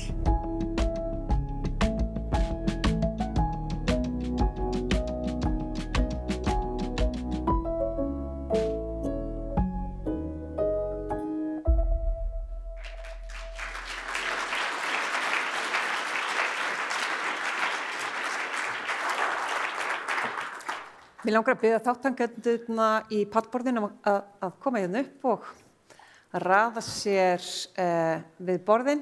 Það er hljóðnum á hverju borði sem við getum skipst á og þetta myndband Vaðölduver er í rauninni bara til upplýsingar verkefnið. Það er ótrúlega gaman að geta verið með eitthvað jákvæðum fréttum líka. Það gengur allt ótrúlega vel eins og það á að gera. Það er gaman að koma þarna upp yfir, sjá allar járnabindingarnar, steypuvinnuna og svo framvegis. Eitthvað sem er verið að gera í fyrsta skipti. Ég mæli með því en þið verið að láta okkur vita fyrst. Það má ekki mæta bara svona án þess að vera búin að láta vita sér áður. Það voru Sigurgeir alveg brjálaður og öryggisfulltrúinn. Já, það er spurning hvort þið standi svona langt frá okkur. Ég verið eiginlega að vera hér svo sjáu framan í ykkur. Og svo var þetta svona sálfélagsleg tilraun af því að ég var ekki búin að segja hvernig þau ætti að raða sér upp. Það var gaman að sjá hvernig það gerist. En velkomin sem sagt. Hér eru Auður Alfa Ólafsdóttir, sérfræðingur hjá Alþýðusambandi Íslands, Jóhann Páll umhverfisráðherra sem að þið þekkið, Guðrún Hafsteinsdóttir, formaður Sjálfstæðisflokksins, Hörður Arnarsson, forstjóri Landsvirkjunar og Ragna Árnadóttir, forstjóri Landsnets. Velkomin aftur, Ragna, í orkugeirann. Ég veit að þið sjáu kannski eftir henni hérna, Jóhann Páll og Guðrún, af ykkar vinnustað, en við fögnum allir góðu fólki sem kemur aftur heim í geirann. Frábært að fá þig. En mér langar að byrja, Guðrún, kannski á þér, af því að í erindum Hauks og Ríkards þá heyrðum við mjög skýrt ákall pólitíska stefnumörkun og framtíðarsýn og yfirskrift fundarins í hvað orkan að fara, hún er svolítið tvíræð. Það er annars vegar verið að tala það hvernig eigum við að forgangsraða, hver á að ganga fyrir, á einhver að ganga fyrir og hins vegar bara, þú veist, hvaða atvinnugreinar eiga að fá orku til þess að knýja vöxt og viðgang samfélagsins og maður langar líka að benda ykkur á. Við reynum að hafa þetta fljótandi, við höfum hálftíma, það má án þess kannski að vera að grípa fram í ef þið bara gefið mér merki, ef þið viljið fylgja eftir einhverju sem sagt er, að þá reynum við að koma öllum að. Þannig að Guðrún, þessi þverpólitíska sátt eða samstaða grunnatriði orkustefnunnar sem búið að vísa í eins og hafi verið hér á árum áður, hún getur náttúrulega skipt grundvallarmáli til þess að koma málum áfram sem að hafa kannski verið föst í lengri tíma. Sérðu fyrir þér að það geti orðið í þessum málaflokki núna þegar við erum ekki að horfa bara á eitt kjörtímabil heldur langt fram í tíma, 35, 40. Sérðu fyrir þér að það geti gerst í þessum málaflokki og þá að hvaða leyti? Hvernig? Já, takk fyrir það, Þóra. Við höfum rætt hér samstöð, þessa pólitísku samstöð og ég held að það sé mjög raunhæft að það sé hægt að ná því í gegn og ég vil í því sambandi nefna að á síðasta kjörtímabili náði ríkisstjórnin að rjúfa kyrrstöðuna sem hafði verið þar mjög lengi og við erum mjög stolt af því að hafa fært núverandi ráðherra hér mörg góð mál, frumvörp og verkefni sem að við fögnum mjög því að við sjáum ekki annað en að hann sé að grípa þann bolta og ætla að halda áfram og það er merki hvernig við getum unnið þvert á ríkisstjórnir og þvert á ný stjórnvöld sem koma til og á síðasta kjörtímabili sömuleiðis samþykktu við rammann og það hafi verið beðið eftir því í mjög langan tíma. Og við erum að bíða eftir núna ramma frá ráðherra og það mun ekki standa á stjórnarandstöðunni að styðja ráðherrann í öllum góðum málum sem miða því að framleiða meiri orku og það og ramminn var hugsaður sem slíkt verkfæri að hann myndi vera samþykktur inn í framtíð og myndi lifa af ríkisstjórnir En síðan bara gerist eitthvað í því ferli og við vorum nú, ég var einn af þeim sem talaði það að ramminn væri bara orðið ónýtt fyrirbæri og við þyrftum einhvern veginn að endurhugsa þetta allt saman upp á nýtt. En við bíðum spennt og eins og ég segi, það mun ekki standa okkur. Takk fyrir það. Ég ætla að hleypa Jóhanni á eftir af því að hann fekk ávarpið þá þarf hann að bíða eftir að komast af. Auður, þú ert í rauninni hér sem, hvað maður að segja, fulltrúi almennings og kannski svona þessa almenna markaðar, af því að ég lít svo á svona samfélagslegt leyfi til athafna fyrir orkuvinnslufyrirtækin byggist á því að það er náttúrulega hvernig afrakstrinum varið, það þarf að borga arð og skatta og bæði til ríkis og sveitafélaga, en það er kannski ekki alveg nóg. Hvernig horfir þetta við þér, til dæmis það sem Haukur var að tala aðgreiningu þessara markaða, hvernig þetta horfir þetta við þér og þínu fólki á Alþýðusambandinu?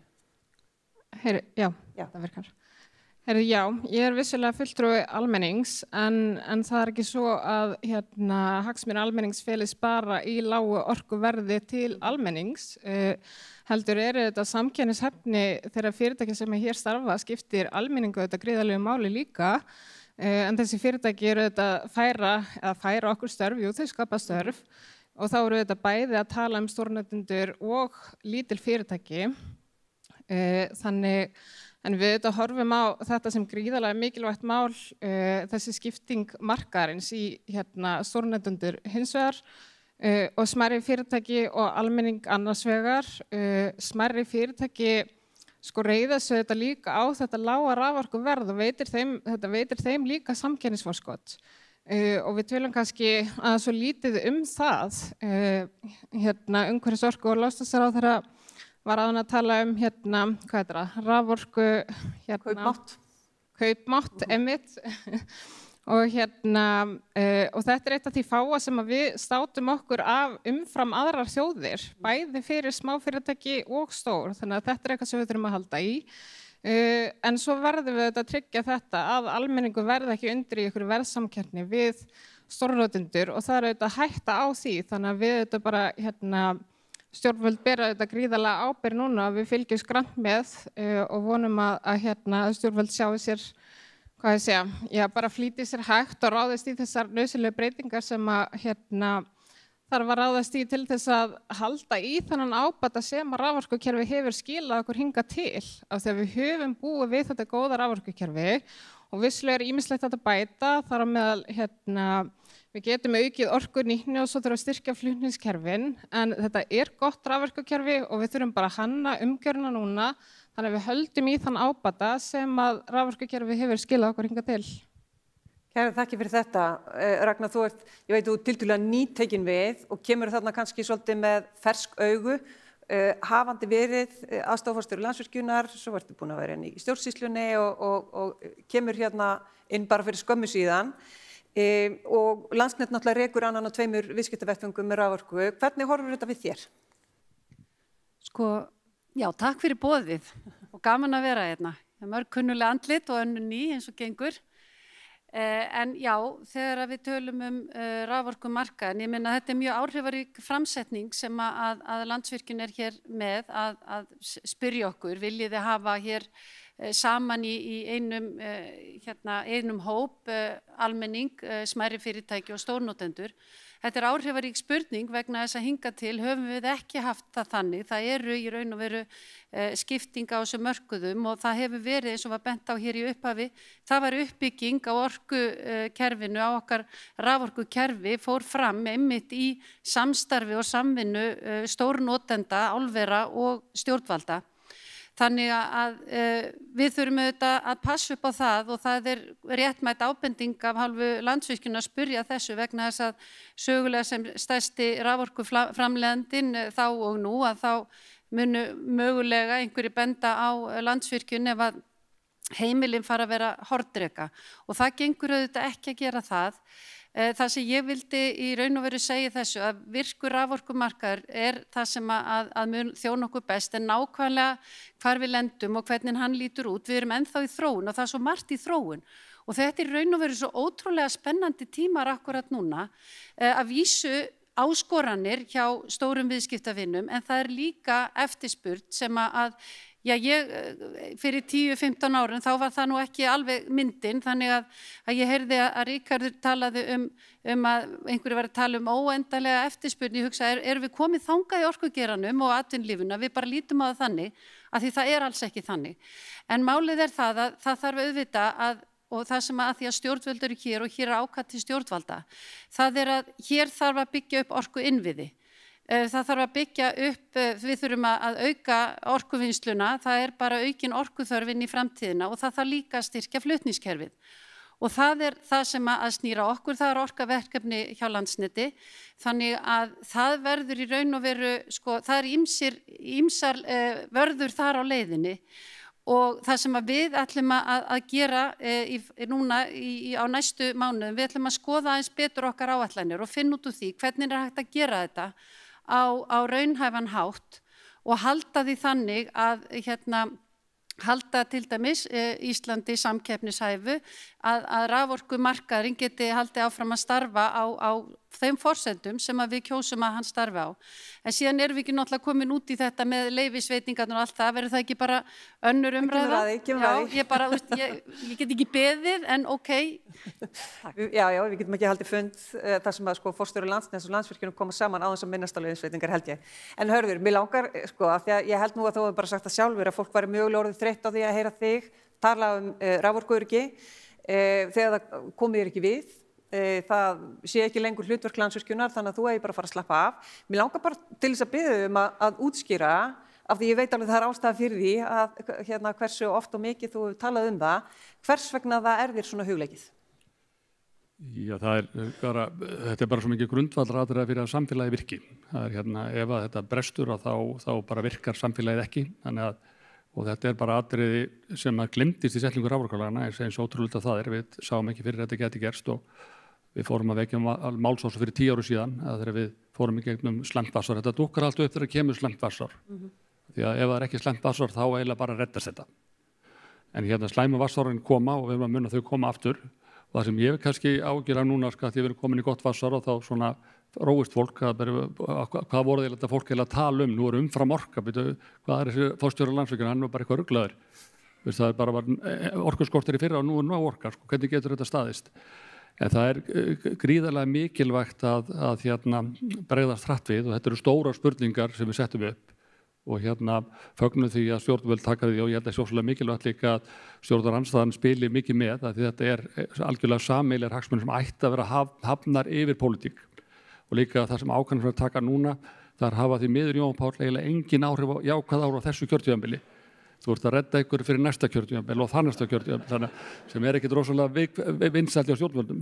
En það bara raunverulega fyrir okkur í Landsvirkjun þá algjörlega gríðarlega mikilvægt að við fáum aðstoð. Það bara hart sótt að okkur af sérstaklega samkeppniseftirlitinu og eftirlitsstofnun ESA sem að segja bara beint að samkeppnislög trompa orkuöryggissjónarmið og því þetta ekki stutt með lögum að þá hafa þau dálítið til sín máls. Við teljum okkar alveg vera innan ramma en þau keyra mjög hart á fyrirtæki núna með mörg mál í skoðun þar sem að þau bara að spyrja okkur akkur neyti þessum aðalum orku hafið rétt á því. Við segjum bara við eigum ekki orkuna. Þannig ég held að það sé gríðarlega mikilvægt að stíga það inn af því að annars á endanum þá getur Landsvirkjun ekki haldið aftur af því að þetta gerist þess að Landsvirkjun gera og það virkilega þungir kraftar sem leggjast á okkur núna. Og einnig með orkuöflunina að þetta alltaf með ólíkindum þessi staðar sem við komum okkur í hversu hægt gengur að komast áfram. Það alveg með ólíkindum eða þegar að Hvammsvirkjun þegar hún verður byggð gerir ykkur grein fyrir það það fyrsta vatnsaflsvirkjun sem fer ekki rammaáætlun var byggð frá því að rammaáætlun var tekin í notkun. Var þetta markmiðið Var markmiðið að stoppa virkjanir? Var ekki markmiðið að ná sáttum virkjanir? Við verðum að staldra við og segja verðum að ná þverpólitísk sátt og gera það sem að þjóðin vill. Jón Páll, þú ert hann. Já. Það má eiginlega segja það í þessu. Ég held að sé óskhyggja að halda að rammaáætlun geti skapað einhverja sátt virkjanir. Það sem rammaáætlun kannski og ætti að vera miklu frekar umgjörð utan átök og þá líka mjög mikilvægt að það sé pólitíkin sem ræður á endanum. Það ekki þannig að það sé sérfræðingahópurinn sem tekur loka ákvörðun. Það pólitíkin sem ræður Og við þurfum líka að umgangast þannig rammaáætlun af ákveðnum sveigjanleika. Þetta ráðgefandi tól fyrir ráðherra og Alþingi. Og þess vegna skiptir gríðarlegu máli að við bindum rammaáætlun við orkuöflunarstefnu stjórnvalda. Að orkuöflunarstefna stjórnvalda skapi ákveðið svona akkeri þegar kemur að röðun virkjunarkosta. Vegna þess að annars er verkefnisstjórn rammaáætlunar bara í ákveðinni móðu. Ég fagna því ef það verður þverpólitísk samstaða sumt af því sem ég er að leggja fram. Það kom mér mjög á óvart hvernig fór á síðasta þingi þar sem Sjálfstæðisflokkurinn fór í til dæmis málþóf gegn einföldun umhverfismats, fór í málþóf gegn afhúðun regluverks. Það kom mér mjög á óvart en ég vona bara að sú saga endurtaki sig ekki og að En þú verður samt að leggja eitthvað fram?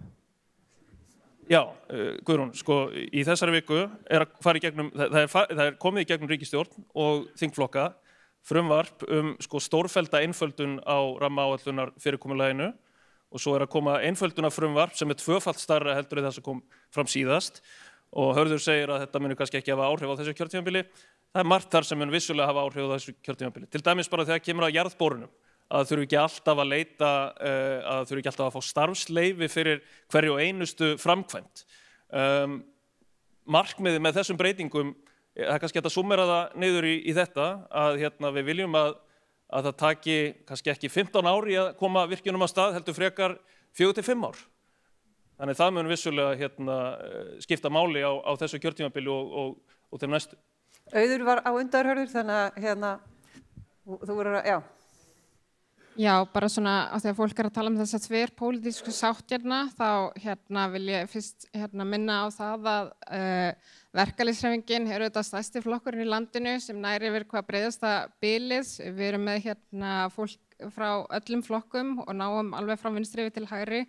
Þannig að já, ef að stjórnmálaflokkar vilja afla sér fylgis þá mæli ég með að þið hlusti eftir hvaða stefnu Alþýðusambandið er að tala við því að hún endurspeglar vilja mjög breiðs hóps en varðandi leyfisveitingaferli og fleira þá held ég að stjórnvöld ættu að flýta sér hægt líka hvað þetta varðar.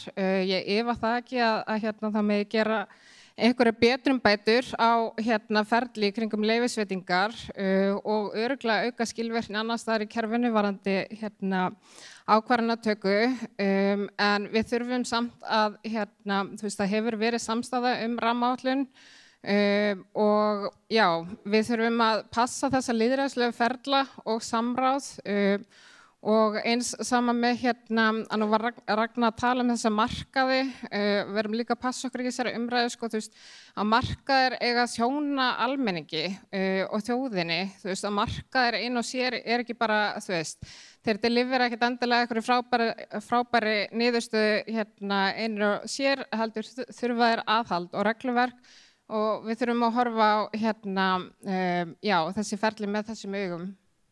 Hörður var næstur.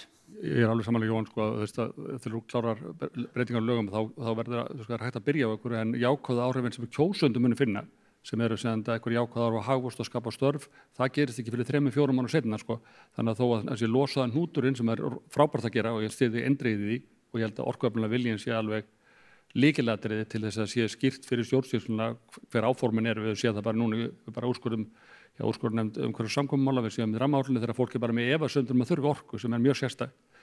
En ég er því fyrir sig betra, en raunveruleg áhrifin kom eftir 4-5 ár, sem eru þá jákvæðara hagvöxt og lífskjör og tækifæri sem myndast. Guðrún? Já, takk. Mér langar bara aðeins að fá að minna á það og tala þá inn í fyrst að það nefnda ASÍ sé orðið stjórnmálafl, að fá að tala inn í það því að við höfum verið minnt á það alla rækilega núna á síðustu vikum á mikilvægi stóriðju í íslensku samfélagi. Þar sem að eins og Þóra rakti hér í upphafi, þar sem að það er algjör stöðvun á Bakka, Elkem að draga saman þessi alvarlega bilun á Norðuráli og þetta er á þeim skala að hver einasti Íslendingur mun finna fyrir því og sérstaklega ef það tekst ekki að koma Norðuráli af stað fyrir en eftir 12 mánuði eða svo. þá munum við finna fyrir því svo alvarlega. Og ég vil líka fá að nefna á það að samkeppnisstaða okkar, hún hefur verið sterk á síðustu árum og áratugum. Væntanlega vegna þess að við höfum boðið upp á þessa orku og geta dregið fyrirtæki eins og stóriðinu hingað til Íslands. En það ekkert sjálfgefið og það gerist ekki af sjálfu sér. Og við skulum bara muna það hvert og eitt hér inni, það þarf að hafa fyrir því að samkeppnishæfni þjóðarinnar sé gott.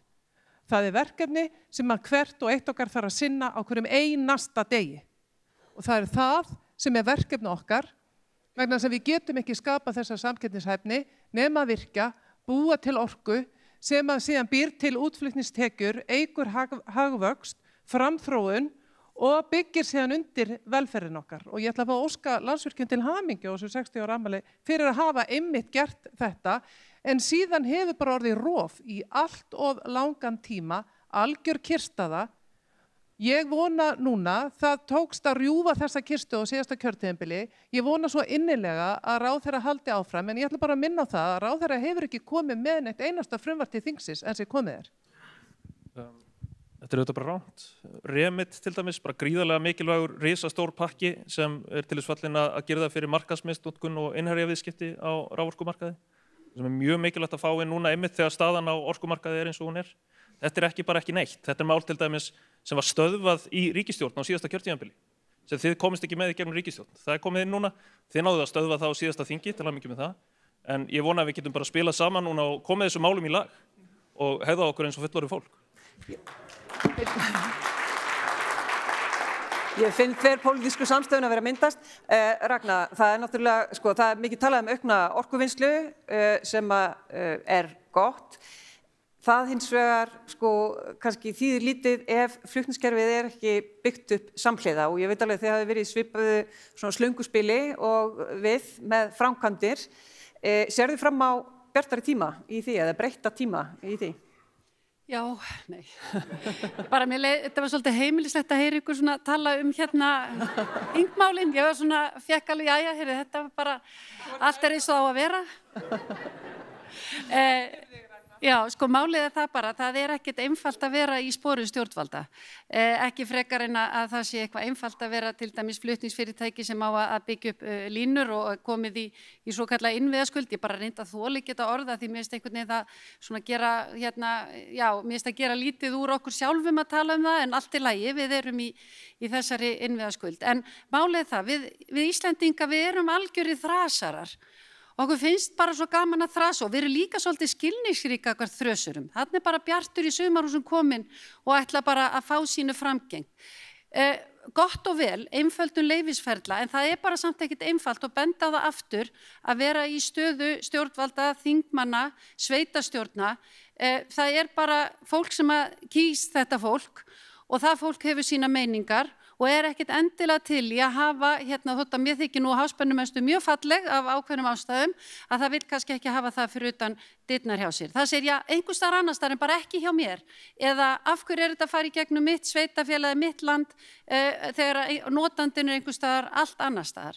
Og þetta hugsunarháttur sem var bara ekki fyrir 50 árum, þegar bændur sögðu bara, já, rafaði að sveitina mína, bara versku og komiði til okkar og við skulum bara græja þetta, kannski einföldun, en við erum í annarri stöðu og þess vegna mikilvægt að við leggjumst á eitt að byggja upp orkuinnviðina og flutningskerfi. Þetta ekki bara ráðherra, þetta ekki bara þingmenn, þetta ekki bara stjórn og stjórnarandstaða, sveitafélög við í orkugerum. Við verðum að leggjast á eitt. Og ég segi bara, erum við kannski bara svolítið meðvirk í þrasinu? Eigum við aðeins að fara að slá af því, samt alltaf að taka tillit til þess að það eru aðrir hagsmunir en okkar sem stöndum, en það sem þarf að gera það að byggja upp flutningskerfi, það mikið og stórt verkefni og ég tæpti aðeins á því í innganginum að sko við erum með langan lista, hann mjög langur. Og fólk verður bara hrætt þegar síðan að lista vegna þess að það sé líka árafjöldan sem það á að taka að byggja allar þessar línur og það fyrir að reikna kostnaðinn og það verður bara, hugsa bara hvernig á þetta ganga. Við erum eins og ég sagði í byrjun að við erum að skoða þetta allt saman og við erum að athuga, hægt að gera þetta með vitulegum hætti þannig að samkeppnishæfnin sé bara hún haldist í góðu horfi, og líka aftur, við setjum fram áætlanir þar sem við segjum, já, svona tekur 3 ár með þessa línu, svo tekur, ég veit ekki, ég ætla ekki að nefna Suðurnesjalínu 2, það er mjög slæmt dæmi, en sporin hræða og við verðum að finna út úr þessu, við verðum að finna út úr betri ferlum, en ég held að við sem samfélag verðum líka bara aðeins að horfa í spegil og hugsa, hvað viljum við? Hörru, þú varst búin að rétta upp hönd, já. Ég tek undir þess að Ragnar segir, ég held líka beina til stjórnmálanna að svona í stærri málum þar sem fólk sammála, eins og til dæmis í orkumálum og orkuinnviðum, þá held ég að sé mjög breið sátt núna í þinginu og ég held að raun og veru hafi alltaf verið mjög mikill meirihluti fyrir orkumálunum. Þannig að ég held að það sé bara beina til stjórnmála og það er örugglega fleiri mál svona þar sem að þið eruð ábyggilega 99% sammála í þinginu. Að þá bara velja einhver önnur mál til þess að til þess að rífast að því að ég skil vel að stjórnmálamenn þurfa aðgreina sig en svo líka var það bara svo flott ef stjórnmálamenn tækju bara ákveðin mál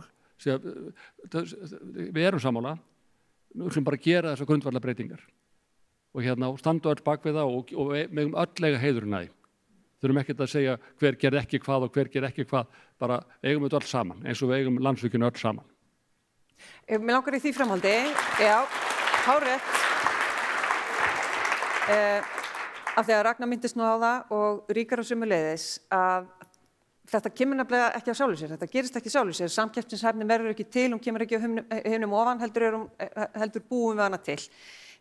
Og hann fór sérstaklega yfir það og Haukur sömuleiðis að okkar samkeppnislönd, annars staðar í álfunni, það farið að niðurgreiða orkuvinnsluna og það verið að niðurgreiða iðnaðinn og það verið að niðurgreiða raforkuverð til almennings. Hvaða leiðir hafa Íslendingar til þess að viðhalda sinni samkeppnishæfni af því að ég er nú ekki viss að við höfum efni á allri þessari niðurgreiðslu til þess að halda í stórnotendur, til þess að almenningur sé sáttur, til þess að það sé ráðist í frekar orkuvinnslu. Hvaða leiðir höfum við til þess að halda samkeppnishæfninni? Jóhann, ef þú myndir byrja. Já. Til þess að viðhalda samkeppnishæfni þá þurfum við að halda áfram að byggja til dæmis upp sterkt flutningskerfi og eitthvað mun það kosta og þá þurfum við að gera það viturlega þannig að öllum kostnaðinu sé ekki dempt rakleiðis yfir á notendur. En svo þetta orkuframboði sem skiptir gríðarlegu máli og þetta það sem við fundum þegar í vinnunni vegna stöðunar á Bakka þegar við fórum út og vorum að tala við fjárfesta og fyrirtæki að það sem fólki fannst vanta var að það hefur ekki verið mótuð skýr stefna orkuöflun á Íslandi. Það vantar skýran orkuöflunar vilja frá stjórnvöldum. Og þess vegna erum við einmitt að setja atvinnustefnu og móta þessa raforkuframleiðslu stefnu sem mun skipta gríðarlegu máli til að skapa þennan fyrirsjáanleika og þá líka halda niðri raforkuverði til framtíðar, halda því samkeppnishæfu. Svo höfum við þetta ýmis önnur tæki í gegnum stuðningskerfi ríkisins og skattkerfi til þess að styðja við samkeppnishæfni. En ég meina, hér hefur verið talað mikið um tvískiptingu markaða og svoleiðis. Og í grunninn engin svoleiðis tvískipting skrifuð inn í raforkulögin. Það sem hefur hins vegar tíðkast hingað til að það á svona eiginleg tvískipting sér stað í gegnum viðskiptaskilmála við stóriðjuna. Það sem gerð krafa notkun á tilteknum stað, að endursala orkunnar sé ekki leyfileg nema með heimild beggja aðila, þannig að það eru svona ákveðin svona tæki og með langtíma samningum við stórnotendur sem hafa tryggt þessa samkeppnishæfni og við þurfum að fara mjög varlega og hugsa mjög vel hvernig við ætlum til dæmis að halda áfram að innleiða reglur frá Evrópusambandinu, hvernig við getum aðlagað þau að þessum sérstöku aðstæðum hérna á Íslandi. Það er ekkert raforkukerfi annað sem þannig að tveir stærstu stórnotendurnir hvor sig að taka til sín jafn mikla orku og allur almenni markaðurinn.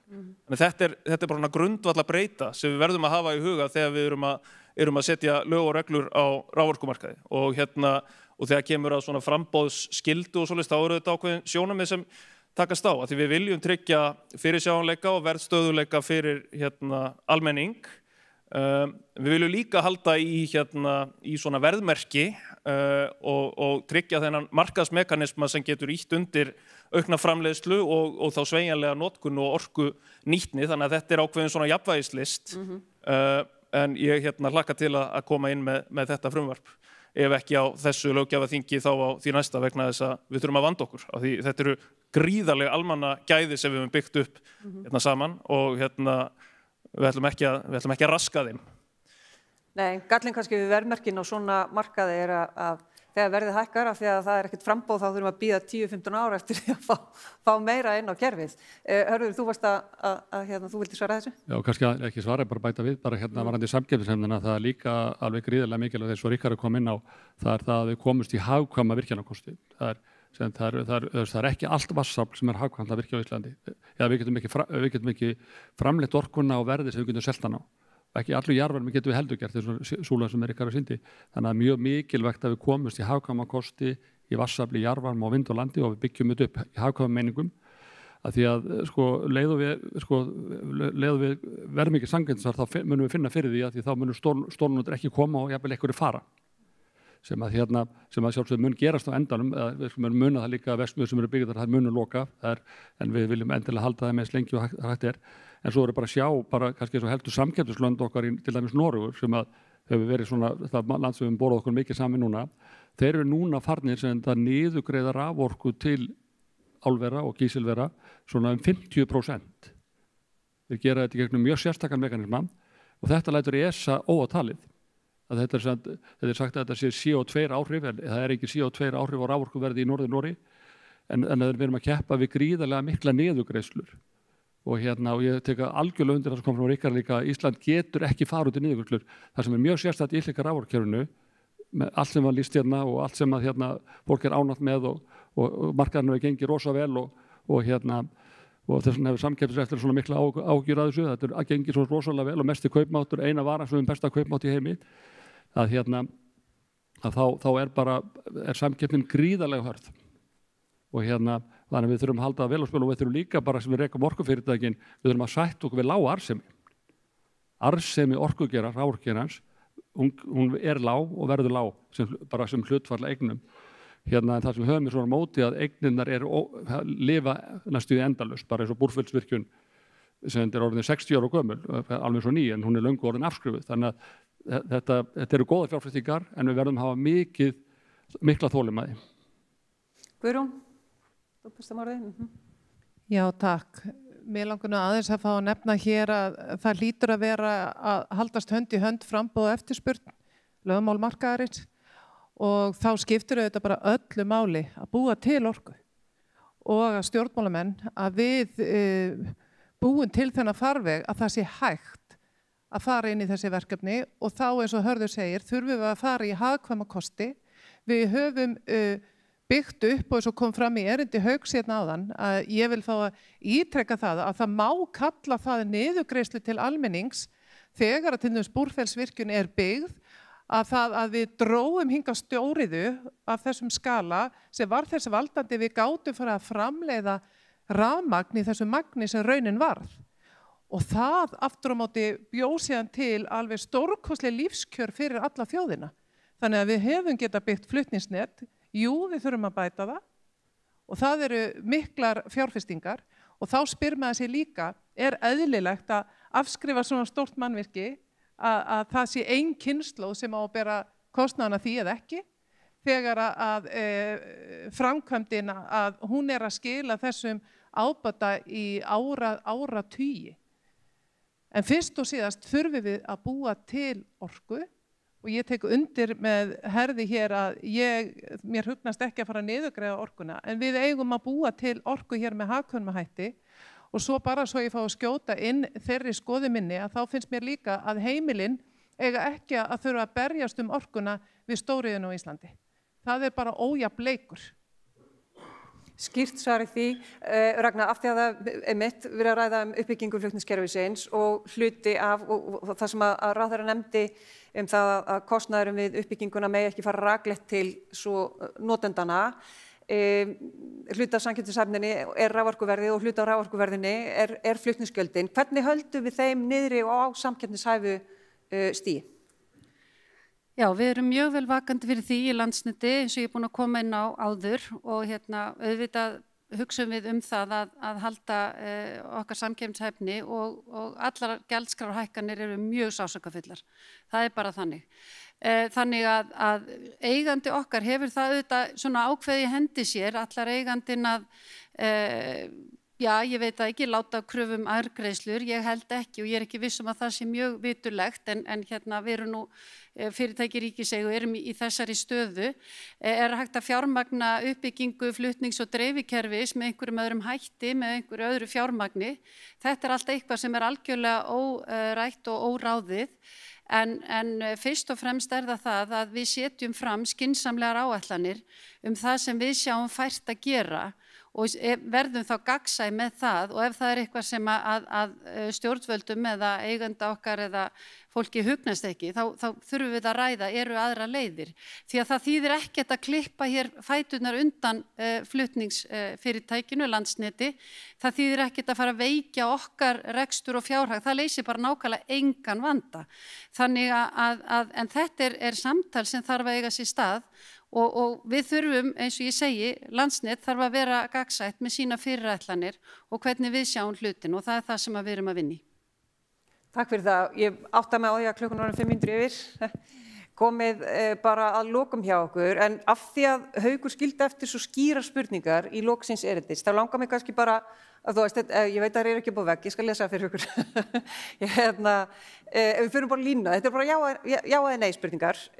Á hæstbjóðandi að fá orkuna alltaf? Já eða nei? Auður? Nei. Nei. Nei, ekki alltaf. Ekki alltaf. Ég held ég þurfi ekki að svara. Þú er ekki svona já eða nei spurningar. Ég veit það. Það er nokkuð. Og hvað? Nei, það er nokkuð. Hún sagði nei. Eiga heimili og stórnotendur að keppa raforku á sama markaði. Það var hinn spurningin sem hann skildi hér eftir.